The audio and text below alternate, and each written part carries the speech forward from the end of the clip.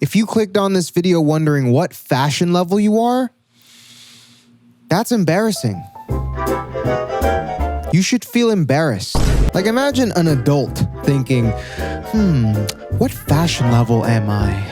Like, come on, that's kind of an embarrassing thought you just had. That's a pretty embarrassing thought. You should probably keep that to yourself. And this will be our little secret. Okay, now that I have some leverage in killing your ego, there are definitely levels to fashion, 100%. Now, when I say levels, I don't mean it literally, like a skill in RuneScape or something, or like a cult.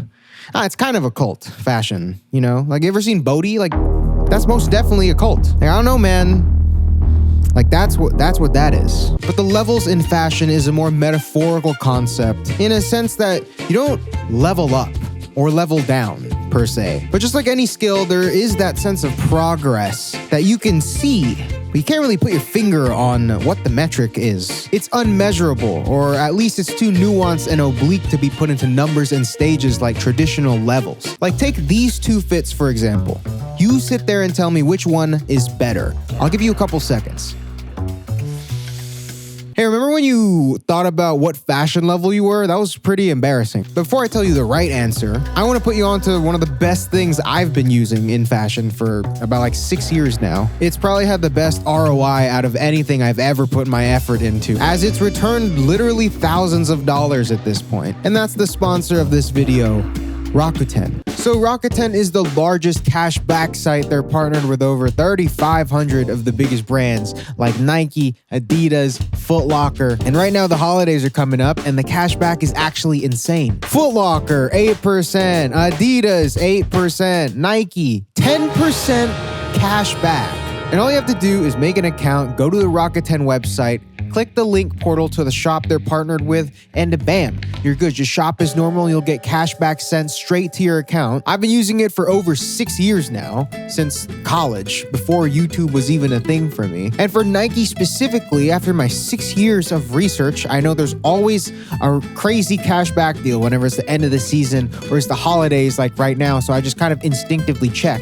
And now I kind of just use it whenever I shop with them. Like here, I just bought a bunch of workout clothes. I got 10% cash back. It's probably the most valuable 20 seconds you can have when you're shopping. And then after all this, you get your cash back sent straight to your PayPal so you can go spend it on whatever you want. But now with my partnership with Rakuten, we're going to be giving everybody who signs up and makes a qualifying purchase $40 sent straight to your account, which is really easy. All you got to do is click the link in the description, sign up, go on the website, go and find a store that they're partnered with, like Nike or something. Take advantage of this right here. And then you just click the link portal and then you buy something and then bam, that's $40 sent straight to your account. And you're welcome. This is a holiday gift from me and Rakuten for you. So go sign up now. Everything is in the description. Go make a qualifying purchase. It's $40 free. Just go buy something from Nike. It'll take a couple minutes after you sign up and then you'll get $40 in your sign-up bonus and you're good. You can thank me later. Thank you to Rakuten for sponsoring this video. Okay, back to the question. I want to preface this by saying that there's no right answer. It's all subjective. But also it's this one. And if you thought it was the other one, then you're wrong. Okay, now if you pick that one, the right one, try to explain to me why this one is better. It's kind of hard to think about one thing. The point I'm making though is that between these outfits and these outfits and these outfits, there's always this subconscious gravitation towards the outfits on the left. And I think that is a prime example of the metaphorical levels to style. But before we get granular and break down the specific subtleties that may be triggering our preferences, let's try and take a more general approach here. It's weird right now. The pound and the dollar are pretty neck and neck, you know? Whenever I think of the pound to the dollar, I always think like 1.3 or 1.5 times more. But right now it's neck and neck, I think. As of recording this video, it's neck and neck. But you know what's worth more?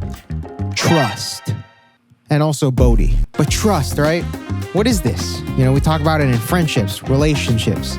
It's in religion. Like your whole relationship with God or Allah or anybody, your whole relationship with anything is based on trust. The term faith, that word y'all be using, the word y'all be using to justify all that holy hate to break it to you, buddy. Hate to shatter your entire world on a YouTube video. But that, baby, is just trust.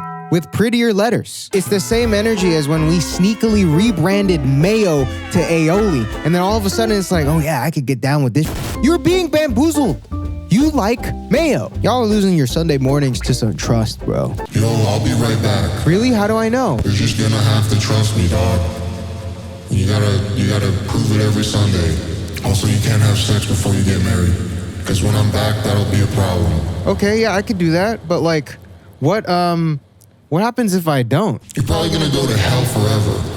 But if you stick to the rules, then I'll save you a spot in heaven. It's kind of a big commitment though. Like, how do I know I have a spot saved? You're just gonna have to trust me, bro. But see, this relationship that we have with the Most High is similar to the one we have with fashion. And also artists that we enjoy. Like when Kendrick is dropping, you just kind of have to trust that whatever he's dropping is gonna have some depth. Or when Tarantino makes a movie, you're just gonna have to trust that it's gonna be an aesthetic achievement and that you're gonna enjoy it. And even when these things don't necessarily hit the spot like you hoped, you can appreciate that there's a genuine sense of artistry there. And like I said, the same thing goes for fashion. And I hate using wisdom as an example all the time, but this is perfect here. Whenever he makes those videos that go super viral of him interpreting characters as fits, before even seeing the fits, you already trust that this is gonna be one worth your time, and also the fits are gonna be insane. Or with Errolson, for example, you just trust that whatever he's making, all the jackets that he makes are gonna blow all the jackets that you have out of the water. So much so that people are blindly paying $2,000 for that. Like, that's a lot of trust, bro. Like, I've never met that man in my life.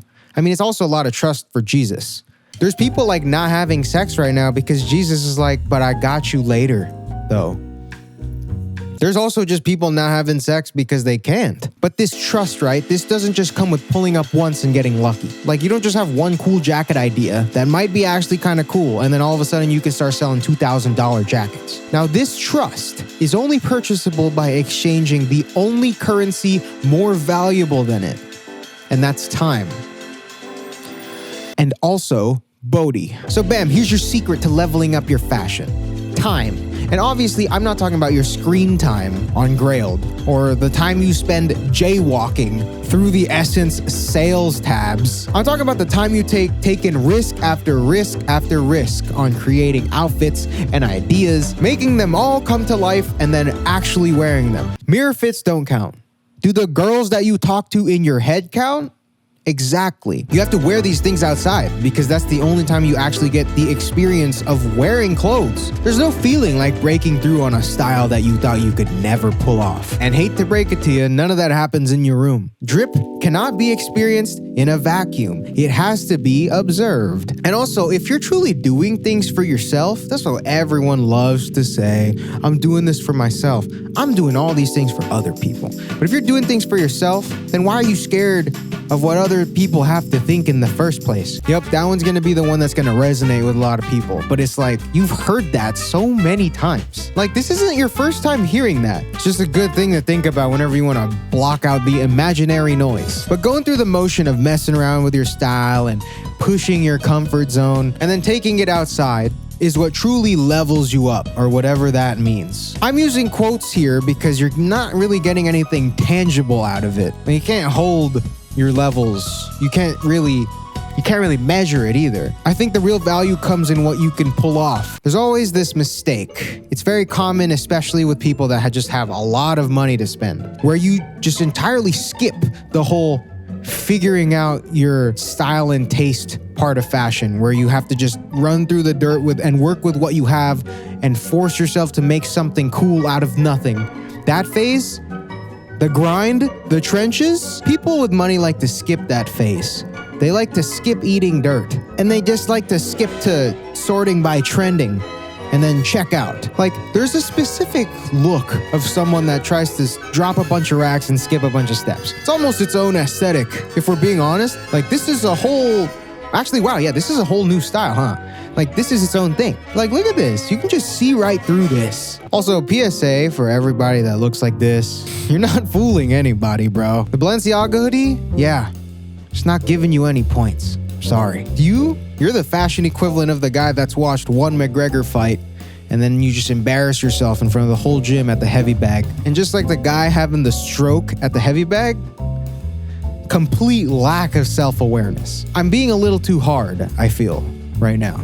You know what? Because cool clothes are cool clothes. Like, if you have the money, honestly, go ahead. Nobody's gonna stop you. But without knowing how to properly style the things that you're buying and spending way too much money on, you're not gonna look any better than an extra on a Lyrical Lemonade video. Like, this is your max potential right here. Like, you'll never be the main guy going through that mindset. Not without time and experience, at least. But shout out to all my role players out there. Everyone's out here walking around thinking they're Michael Jordan.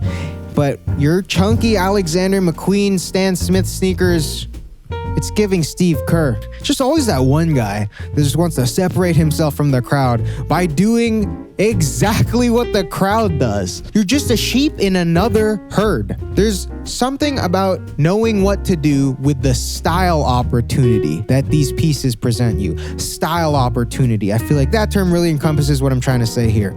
If you don't take the time to figure things out for yourself, you can't capitalize on the style opportunity. Like, I've seen as many unique fits and interesting fits in some Rick Cargos as I've seen corny fits in the past 2 years. Capitalizing on that style opportunity. Knowing what to do to elevate your outfits. The levels to fashion really become a factor in that regard. Like, sometimes it's just very subtle, sometimes it's very obvious, but regardless of the fit, there's never just a switch that you have to turn on or flip, and then it takes your outfit from here to here. It's just a bunch of small things that you pick up on after doing this for years and years. And those little style decisions, like pairing certain colors together, or building specific shapes with each other, or how heavy to accessorize, or if the silhouette even works with your body type, or if the texture creates enough movement, or if you're just matching too much, or if the fabrics lay on each other properly, or if your hardware clashes, or if your pants break up the fit too much, or if your graphics don't mix, or if you should shift the focus of the fit to your shoes, or if your shoes are killing the vibe, or if there's just too much dissonance,